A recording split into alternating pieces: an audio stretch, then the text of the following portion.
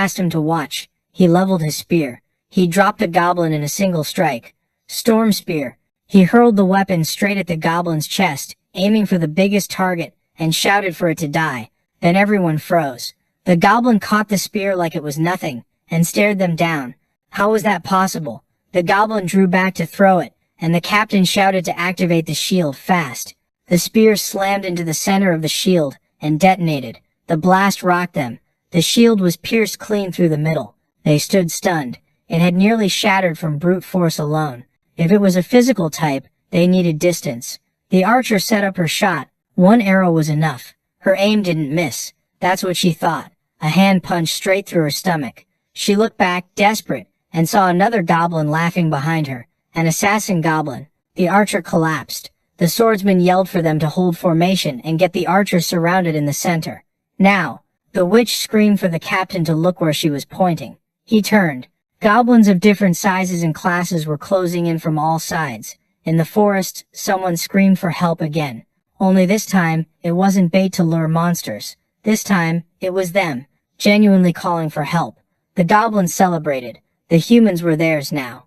One goblin claimed the witch was his, and started to move in, but another cut him off. Loot belonged to the tribe. The chief had ordered humans captured, but one had escaped, and he didn't deserve anything. The four-armed goblin roared back. They'd already killed so many humans. They were strong enough to decide what to do with the spoils. The goblins started to rebel, shouting that they were the strongest and the tribe should follow them. One of them said Big Brother was the strongest here, so they'd follow him. He glanced at his reflection in a sword, and decided they'd take the spoils back to the tribe first. Back at the tribe, word spread that the heroes had returned. They'd captured several humans. Incredible. Their leader was named Goblin To Goblin. The protagonist sat quietly. An elf beside him, visibly nervous, asked if he could still control them. He didn't answer. Nothing. The four-armed goblin hoisted the human's captain. That one was his, and he was going to eat him. Lin Tian stepped up and told him to let the captain go. The human had information he wanted. The goblin looked down at him, sneering at his size, and flashed an ugly grin. If Lin Tian wanted the human, he'd have to trade him one of his women. The women flinched, shocked and scared. Lin Tian raised his arm to stop him. The MC looks up, anger burning in his eyes, and asks if he even understands what he's saying. The MC is their leader. The four-armed one turns back, points at the red-haired goblin and calls him Gobu Kwang. He says Kwang is stronger than the MC, so they're going to follow him. The MC looks at the two goblins and asks if Gobu Kwang is the one behind the rebellion. He says if the redhead beats the four-armed one, he'll forgive him. The four-armed one bursts out laughing, saying Kwang would never obey the MC. Kwang is the new boss, and they're going to kill the MC and rule the tribe. A hand suddenly clamps down on the four-armed one's head. He freaks out. When he realizes what's happening, Gobu Kwang is the one holding him. He's about to speak, and then ketchup sprays everywhere. Both the protagonist and the elf stare, stunned. The four-armed one lies sprawled on the ground and the other goblins recoil in fear. The redhead calls the MC leader, and says that ever since he evolved, he started to understand a lot more. He's not like those arrogant idiots. He respects the MC, but he also believes in brute strength. He calls the MC father, and says he beat the previous chief to become the new leader, so now he wants to try too. He's level 50, his stats are absurd, and his total score is 1200. The MC smiles. He gets it. The kid has the guts to challenge him with a power of 1200. Lin Tian lets out a fiery aura, and says Kwang's growth is impressive, but is he sure he wants to challenge him? The protagonist's aura looks like a Super Saiyan's. The other goblins start cheering for Gobu Kwang, yelling for him to destroy the MC and become the new boss, so they can take the women too. The protagonist closes his eyes and says it looks like plenty of goblins are willing to follow Gobu Kwang, but before they start, he wants to confirm something. He conjures a fireball, and says that if the heroic species goblins want to keep following the MC, they should come to his side right now. Otherwise they'll be wiped out. The captain thinks the MC is a priest, and feels impressed. He figures he might be able to run in the middle of this internal conflict. There's no way he can fight them here. Once the current leader dies, he can find a way to escape. Several goblins move to the MC's side. Kwang has made his choice right in front of the MC. He wants absolute power. He draws his sword. He charges straight at the MC, but the MC steps back and dodges the strike. The captain goes pale. The redhead is even stronger than when he captured him in the forest. The MC praises Gabu Kwang's skill and raises his sword in front of him. The blade flares with a powerful flame, and he tells Gabu Kwang to take the next hit. The redhead panics. He's never seen a weapon like that, and it's insanely fast. He knows he can't dodge, so he meets it head-on and slices straight through the fireball. The protagonist notices and realizes the goblin really is tough. Gabu Kwang drives forward with his sword, roaring. He's more than twice the MC's size. The protagonist lets out a sarcastic laugh. Kwang's strike slams into the ground with so much force it explodes. The two humans are terrified. The goblins watching from the protagonist's side tense up, unsure how this ends. Gabu Kwang stares in horror. The MC stopped his sword with one hand. Lin Tian praises his strength again, but says it's not enough. He used the unarmed defense skill, then pulls out his crossbow. Gabu Kwang's eyes go wide as he stares at the crossbow's power aimed right at him. All you hear at the end is a scream. The MC asks if he wants to keep going. Kwang says no more. He drops to his knees in front of the MC, his face covered in ketchup. Lin Tian is still impressed by Gabu Kwang's courage.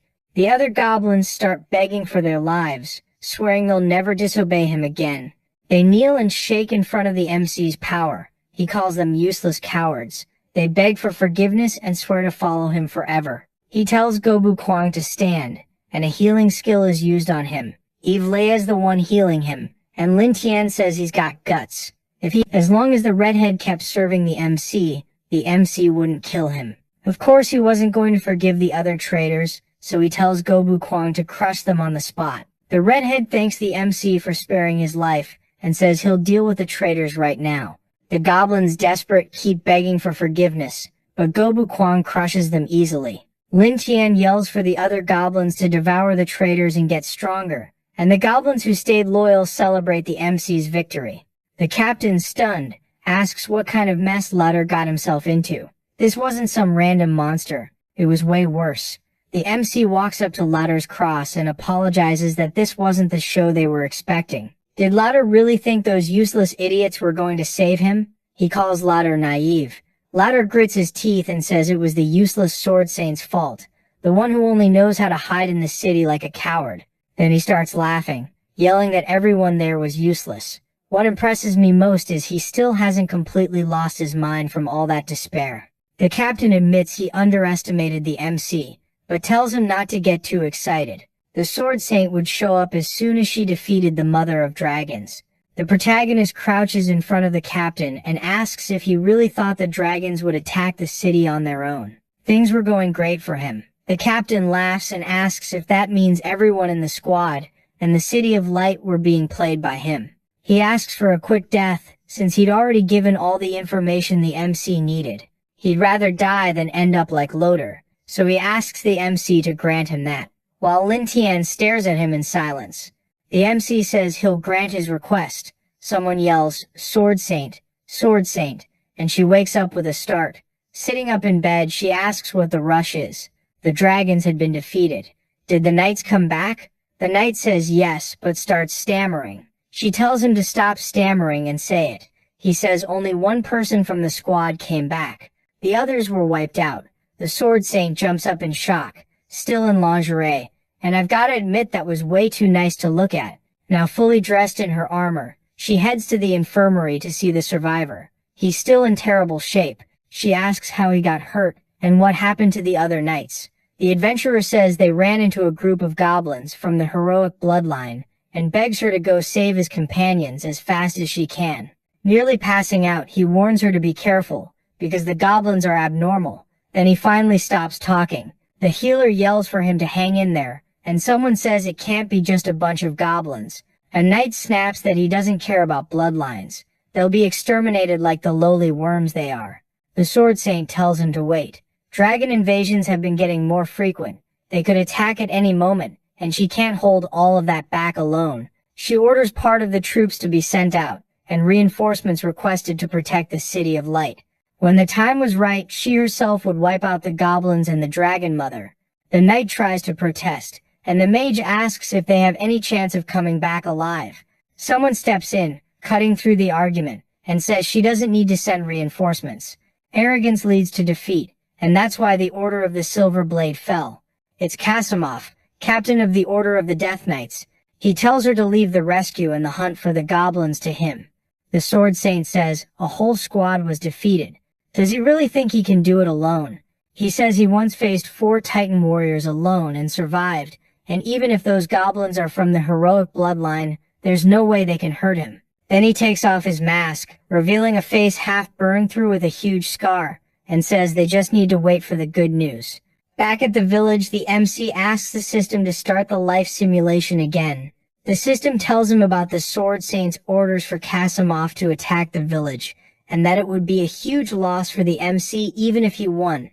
The MC wonders if Kasimov is really that strong enough to cause massive destruction to the village.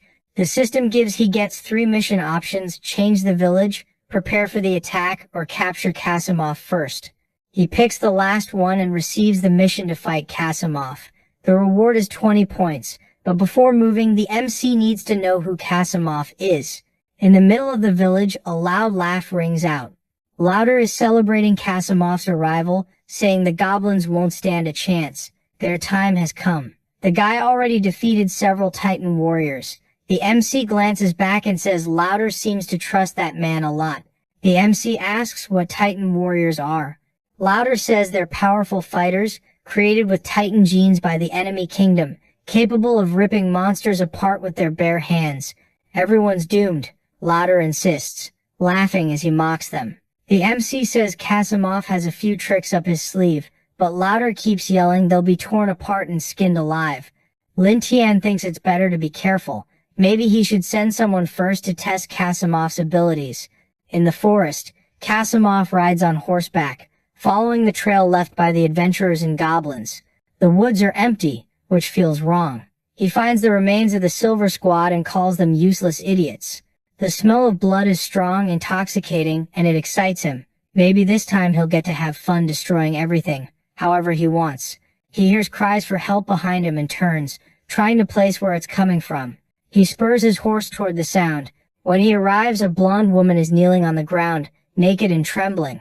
He asks who she is, but she doesn't answer right away. She turns her back, and Kasimov recognizes her face. She calls his name. It's Evlea, begging him to save her. He shouts, stunned, that she's still alive. Riding closer, he asks if Loder is still alive. Crying, she says she escaped the goblins, but Loder isn't with them anymore. Kasimov tells her to point out where the goblin tribe is. She says it isn't far, but they're really scary, and Kasimov grows suspicious. He rides toward the tribe. Evlea screams for him to get her out of there, but he's already far away, yelling for her to figure it out on her own. He still has a mission. Kasimov's class gives him an attribute bonus whenever he works alone, and another when he takes down enemies. With Loder dead, Kasimov thinks that's perfect, no one to get in his way. He just needs to ambush them and stack the bonuses. Galloping forward, he rides over a rope and triggers a trap. He's thrown as his horse crashes to the ground. Kasimov flips and lands without injury. He looks back at the attack, and the one coming after him is Evlea. He demands to know why she still hasn't left. Evlea raises her staff and casts Holy Light Critical Strike, hitting Kasimov dead on. He yells, asking what she thinks she's doing. She says the master ordered her to defeat him. She casts again Sacred Impact, and hits him squarely once more. Purple smoke spreads in front of Evlea. Kasimov casts Soul Devourer. He grabs her by the hair and asks what kind of spell she's under to dare attack him, but she doesn't answer. He licks her shoulder and says, in that case he won't go easy on her. He doesn't like killing only monsters. He's interested in peeling her skin off. He points his sword at Evlea's neck and says this is a good chance to rack up bonuses. A voice says they get why he dared to go alone and try to wipe them out. The MC stands behind Kasimov, sword in hand, saying Kasimov's class stats and gear are pretty messed up. His sword has a power called Mortal Harvest, boosting crit damage by 90%. If Kasimov lands a sneak attack, that's bad for the MC. Kasimov is shocked. How did a low-level goblin steal his sword in an instant? Evlea runs to the MC, calling him master. Kasimov yells that she's lowered herself to being a slave to disgusting goblins. The MC pats her head and says she's been a great servant. He tells Kasimov he's disappointed. He thought Kasimov would be formidable, but he's just a psycho who likes killing. Kasimov says that even though he doesn't, if he knew how he'd found out about their stats, he'd easily deal with a disgusting goblin like him. Even without the sword or passive skills, he was fully capable of sending the protagonist to hell. Kasimov pulls a dagger and rushes the protagonist, who doesn't even bother to dodge. The next instant, two goblins appear behind the protagonist and Avelia, both heavily armed. The protagonist smiles and says that today, they'll see who goes to hell first. The dragon shows up too and breathes fire down on Kasimov. He's completely incinerated in a single hit. The guy speed ran going to hell and broke every record. Meanwhile, back at the Tianquang tribe, one of the creatures yells that the chief is back, and another says he even brought his prey. He throws something down in front of that man, tied up and ragged. He asks if that's the one known as the all-powerful Reaper, says it's a shame, and that after all that overconfidence, it only leads to death. The man says the other one is dead. Shouting about the sword, he calls her a miserable witch, and says it was a bad strategy to send men to defend the city.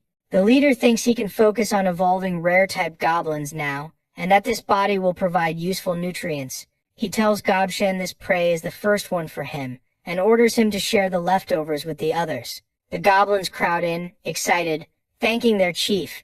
He thinks that goblin was chosen because he has a better chance of evolving into a rare. The creature starts feeding on the remains, while the chief thinks he's hypocritical and sadistic, and those are perfect qualities for it. Picking up a fruit, he thinks that for the holy sword, he checked the system beforehand, and that she only commands 3 squads of knights, and the silver blade has already fallen. He knows that when word of Kasimov's defeat spreads, it'll crush the holy sword's morale, and she'll have to make a move to fix that. He decides now is the best time to use the simulation system to probe the future, so he orders the emulation system to begin. Excited, he laughs, thinking the holy sword really is an ambitious saint, but in this game he's the one who'll win in the end. Then he leaves and tells one of his underlings to gather all the goblins, saying that tomorrow he'll lead them to pull off something big. The goblins obey. Determined, the goblin leader thinks it's time to wipe them all out. Somewhere else, someone asks how the person was discovered. A gentleman says he's reporting to his lord, and that he was found outside the city. A woman says it was only one day, while another knight asks how those simple bastards could have killed Asimov. The woman says they've failed several times to wipe out the goblins, and the existence of that dragon can't be a coincidence. She concludes there must be some scheme between the dragons and the goblins, using the city's citizens and trapping them there in an ambush, and says they need to do something. She shouts, signaling for the Battle Roar squad and all members to head to the capital to reinforce it. Sometime later, several are riding toward their destination. One of the men says that even if they keep rushing to the capital like this, it'll take 4 days. He asks what will happen to the city's defense if everyone leaves, and asks to let him go alone to reinforce the capital, so they can protect the saint and the city. The other woman says he doesn't understand, and that this is her plan, because if they run into a goblin ambush, at least one of them can escape and warn them.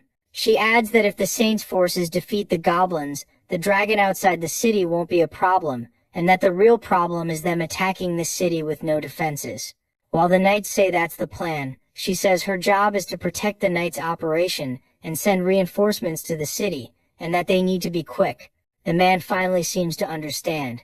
Suddenly the knight stops his horse, startled. One of the men says the bridge was destroyed and asks what they're going to do.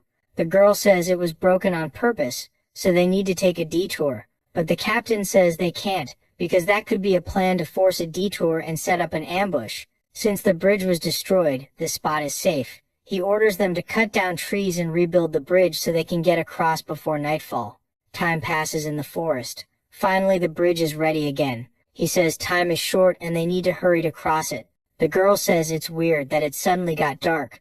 The knight looks up and freezes. This is not good. A huge dragon rises over the bridge. Someone shouts to look at its back that there's a goblin riding it. Another man panics, yelling that the goblins and the dragons are allied. The goblin leader laughs, says they really work fast, and that they rebuilt the bridge instead of taking a detour. Did they really think they weren't going to get ambushed? The knight snaps back, asking if he's the one who destroyed it, swearing he'll kill him himself. The dragon breathes fire over everyone. Flames slam into the bridge as the knights scream for everyone to run. Fire spreads fast. The terrified girl talks to the captain about the bridge and curses those goblins. The knight vows he'll capture the leader and torture him to death. The goblin leader tilts his head. Is that all? He says he wants to see if they can beat his goblins and the mother of dragons that's coming. Someone yells they're surrounded by goblins. Someone else asks if maybe the wyverns could be coming. The woman tells the commander that if they show up, they won't stand a chance. The captain says if they can hold out, he can solve the problem in the city. The captain yells to Bane that he'll hold them off, telling him to use his sprint to get across and warn them. The warrior says he understands his commander. He charges the creatures, shouting damn monsters, saying they even gathered there on purpose. The other guy runs through the monsters. He says the sooner the saint arrives, they'll wipe them all out. But the woman tells the commander something strange. She says they intentionally let that warrior escape, and she thinks the goblins did it on purpose. It can only be their plan. The leader confirms it, says they're right. There's no mother of dragons. It was a trick to lure that foolish woman to the city. He wonders what's going to happen to that city. The commander flies into a rage and charges, yelling at them. He orders them to take down whoever's riding the dragon. Says the city is already lost, but they have to hold out until the saint arrives. The two groups clash again. The captain fights a huge orc. He curses the situation, saying the creature is stronger than him, and there's something about its sword. Then it hits him. The orc is using Kasimov's sword. The goblin leader taunts him, saying he's not that tough. Says time is a little short as he pulls out a weapon. Then he jumps off the creature, dropping toward the ground. He says he'll finish off those knights before the saint arrives. The next moment, the goblins watch several knights on the ground, hit by an attack. The knight thinks he can't take it, cursing the situation. He realizes he underestimated those goblins. Then he gets hit in the head. The goblin leader says their time is running out, tells them to devour everyone quickly before the saint arrives. The creature says yes and thanks its boss. Sometime later, the saint arrives with her army. She tenses, thinking they got there too late. They find only the knight's remains. That warrior curses and says he'll get revenge for them. She says not even the bodies were left. Asks if that means the dragons teamed up with the goblins again. He says he saw a goblin who could control the dragons, and that he must have been the leader. The woman is surprised and asks him about it. He explains the goblin ordered the dragon to breathe fire and destroy the bridge, and that the commander and everyone else must have been killed by the goblins and the dragon. She says there are only a few dragon fire marks, and they look more like what's left of the goblins, adding that there aren't many dragons coming. Then she notices something and goes pale. She starts retreating, saying it was a bait strategy. She orders them to return quickly, because something is going to happen to the city. That warrior gets scared and says this can't be real. In the city, it's total destruction. The saint stands in the middle of it, staring at the tragedy. She drops to her knees and asks herself how this could have happened, saying this can't be true. She watches a child crying for his father. As he hugs him, the woman tells him not to do that, but the child tells her to go. She turns away and says they only pretend to protect them. When the goblins came, they were nowhere to be seen. She calls her a bad person. They ask who would even want her apologies if she can't protect them. What kind of saint she is. They say they need her, but she can't protect them. The girl doesn't know what to say. She just takes it, shaken. Everywhere she goes, people whisper that she's useless, that she can't protect them. A woman says he did it. Even without meeting her, he completely defeated the saint by crushing her spirit. She thinks she's eager to meet this guy, and time passes. Night falls on the goblins' tribe. The tribe leader walks among them, as the goblins murmur that he's back. He asks Gobby how he handled the tasks from today, and whether there were any complications. Gobby says the raid on the city was a success. He reports that some even surrendered willingly to save their lives, and they were captured. And as ordered, he sent a cart of gold to Kayuria, and escorted her and her family out of the city. The leader praises him and says that from now on, he and Gobshana should prioritize devouring magical creatures. He thinks Kyria was the only one who believed in him in his previous life, and he believes the sacred sword is completely defeated now. Somewhere else, dragons fly above a forest. He thanks the mother of dragons for her help. She says she heard the saint collapsed in her bed and can't get up anymore, and that it's satisfying, but he needs to ask if she'll keep sending dragons. She asks what he'll give her as a reward. Flying back and forth every day is exhausting. The goblin leader tells her to look at something, but the woman suddenly kisses him. She says what she wants as a reward is him, and asks what he thinks about that. He asks if she's messing with him. She says she doesn't care if the mother of dragons ends up with a big belly, but she warns him not to get it wrong. If he refuses, she'll be pretty upset. He says not to take it the wrong way, but asks how a simple goblin could be worthy of the mother of dragons. She looks thrilled. She says he's not an ordinary goblin, and she sees the potential of a goblin king in him. Then she explains their ancestral dragon race has always revered strength. It's her nature. She wants to meet powerful beings and produce strong descendants.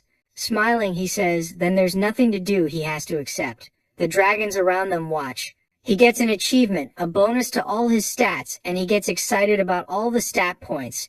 He decides it's better to sneak out before the mother of dragons wakes up. He slowly backs away, thinking she's insanely formidable, and if he's forced to do that again, it could be a problem. From inside the cave, someone watches. She thinks he's just like she imagined, and that maybe one day he can lead the goblins and create a new world. Back at the goblins' village, someone screams, asking what it is. The woman asks if he's trying to push them away. He says he has the human women trapped for work now, so he can let them go. He knows elves are more useful than humans, so he wants to win their loyalty. One of them tells Kasana and everyone else that if they want to leave, they can go. The woman answers saying, "Dear mother." Our hero looks surprised by what he's seeing. She kneels and says that from what she's seen so far, he's not a normal goblin. She says she wants to stay with the tribe and follow him. He says she's smart, adding that she'll be valuable if she stays, and promises not to bother the other elves. He thinks she sees him as a trump card for the elves. One of the elf girls screams for her mother, tears in her eyes, asking how she can decide to stay. The elf girl starts saying that from now on they'll only follow their mother and the leader. Another says she's not leaving either. She's staying. The guy smiles, thinking it's what he expected. He says that since they chose to stay, they're not captives anymore, but as subordinates. He'll guarantee everyone's safety, and they thank him. He thinks that with the Holy Sword defeated and no outside threats, this is the best time to develop the Sacred Era, and the time to create heroic races. One servant complains the humans are way too small for him. The elf tells the leader they can help create others, and our hero says it seems like the only way. A goblin calls for his leader, saying it looks like one of them died and he should hurry. Our hero jolts, questioning that, and heads over. He asks what happened, but they say they have no idea. The guy was just hiding there, scratching himself up, looking like a madman. Then something weird starts happening. His body begins to change. The creature rises, laughing, and one of the goblins asks if he's coming back to life. That goblin turns into a level 50 creature, a mutant abomination with several powers. Our hero realizes that if it weren't for the stats he got from the dragon mother, he wouldn't survive. The creature says it didn't die, it just got stronger. Our hero says its strength and wisdom grew a lot, so he'll focus on this generation. 3 months pass. Back in the city of Bright, under a tavern sign, a man asks what they think. It's been a long time, and he wants to know if the Holy Sword will recover. Another says he doubts it. A knight says it's just a bunch of goblins, and the Bloodstorm heroes could handle it properly. Everyone turns to see who's talking. It's the diamond rank captain of the heroes, known as His Highness Sir Earl. After 3 months of constant breeding, they've built up 150 third-generation goblins. Meanwhile, the royal family issues 3 bounty notices for 100 gold coins. Adventurer groups of various ranks gather in the city with one goal: wipe out the goblin tribe.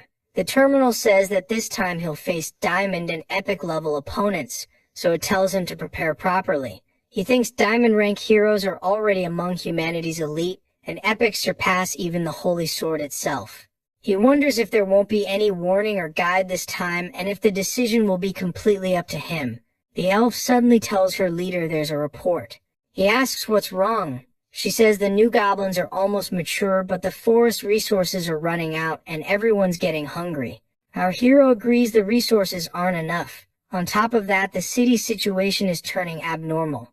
They need to relocate somewhere more suitable. He stands and orders everyone to move. The elf says she'll handle the preparations. Sometime later, at a lake near a mountain, someone says the cave behind the waterfall leads into a deep tunnel complex, perfect for a home. He leads the group inside. He calls over two subordinate goblins and orders them to secure the place, make it safe, and watch the captives and the children. Everyone gets to work. They set up torches to light the tunnels. She declares this will be their new home. They're to follow him, and he'll make sure they have a good life. But anyone who breaks the rules dies. He thinks the tribe is established. Now he needs to investigate what's happening in the city. If the system is right, the adventurers will move ahead with their plan. Meanwhile, in the city, someone sets down a mug of beer. The attendant asks if His Highness shouldn't be hunting only high-level monsters, and if he's really planning to deal with the goblins again. Earl says he has to handle it this time to save his useless cousin Loader. The innkeeper looks like he understands. Then someone yells, calling for Caesar. He says Caesar takes care of everything and keeps the reward. So what's his goal in going there? The room murmurs confused. Caesar says he's taking the reward to wipe out the goblins, and they'd better pay him about 1,000 gold coins. Someone asks why the mage is there. Another says he's the leader of the diamond rank heroes, Grey Hat. Someone mutters that the old man is pretty fired up, and asks how he dares.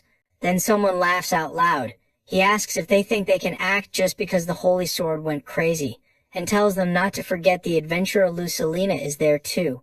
People go pale, whispering about why someone that dangerous would show up, and that they heard she even kills good people for money. Earl asks if he's a wandering hero who's also there because of the goblins, but the man says he's not interested in goblins. He only came to kill dragons.